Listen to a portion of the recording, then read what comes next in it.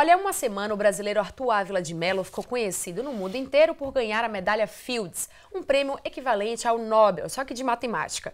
A conquista chama a atenção para essa disciplina que é considerada pela maioria dos estudantes muito complicada. Com certeza, mas a matemática não é uma disciplina somente de gênios, não é, Pamela? Isso mesmo. E com o objetivo de desmistificar isso, um projeto aqui em Salvador usa novas metodologias de ensino para despertar o interesse do aluno. É o que a gente vai conferir hoje no nosso quadro Educação em Pauta. Quando o assunto é matemática, as dificuldades de aprender a matéria são logo lembradas. É muito difícil, porque se envolve com cálculo, muitas coisas também, vários assuntos que a gente tem que gravar. Tem que calcular, às vezes o cálculo demora, às vezes está errado, você pensa que está certo, matemática é muito difícil. A maioria dos alunos perde matemática do que passa. Números, cálculos, fórmulas. A matemática é um bicho de 7 cabeças para muitos estudantes, mas aulas interessantes podem mudar essa realidade e fazer os alunos gostar da matéria. É através de um material exploratório que esses alunos aprendem de uma maneira mais divertida.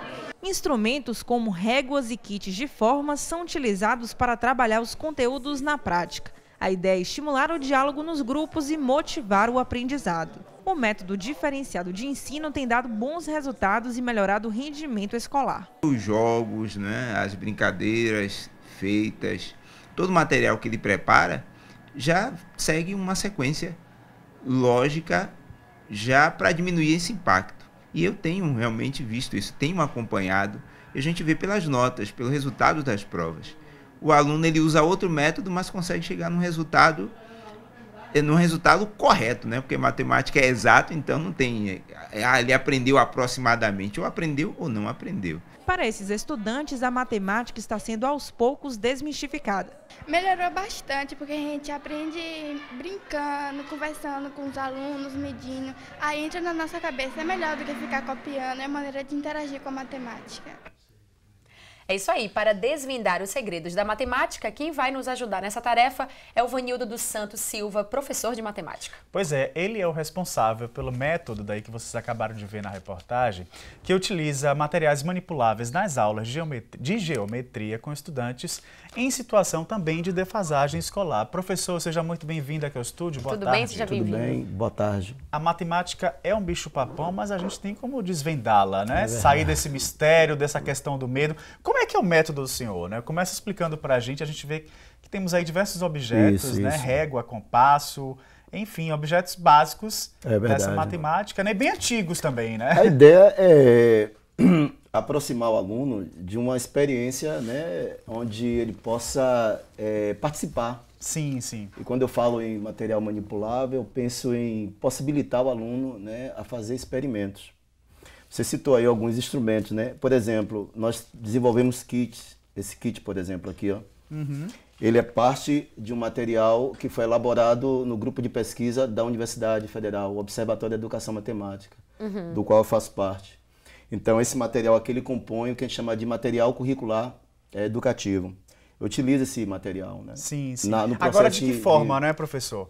Ele, por exemplo, serve para quê? Qual é a função em si do material? A ideia é aproximar o aluno de conceitos geométricos, por exemplo. Aí eu começo, por exemplo, com os quadriláteros, Por exemplo, o aluno, ele reconhece alguns quadriláteros. Esse quadrilátero, por exemplo, ele reconhece esse quadrilátero. Ele diz para mim que isso aqui é um quadrado. Sim. Mas para que seja um quadrado, tem propriedades, com relação a medida de lados e medidas de ângulo. Então, eu aproximo ele da utilização desses instrumentos. E aí, quando vai para a prática, fica muito mais fácil, Isso. Então, a gente aproxima o aluno dessa experiência, de utilização dos instrumentos. Bem?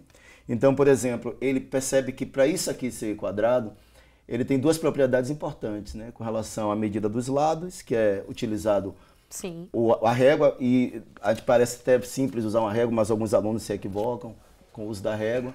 E a gente tem a possibilidade de mostrar como é que é.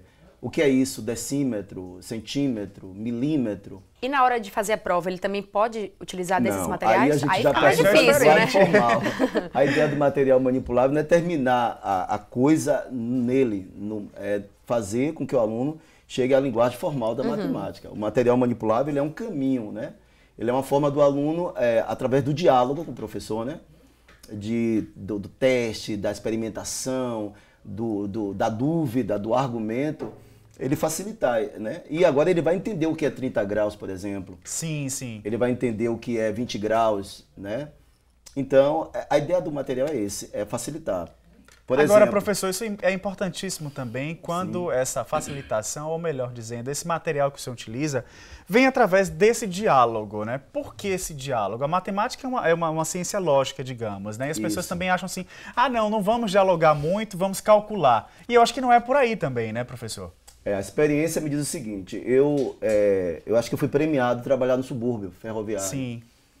E trabalhando no subúrbio ferroviário, eu me deparei com a situação da defasagem, idade-série, né? Muito forte.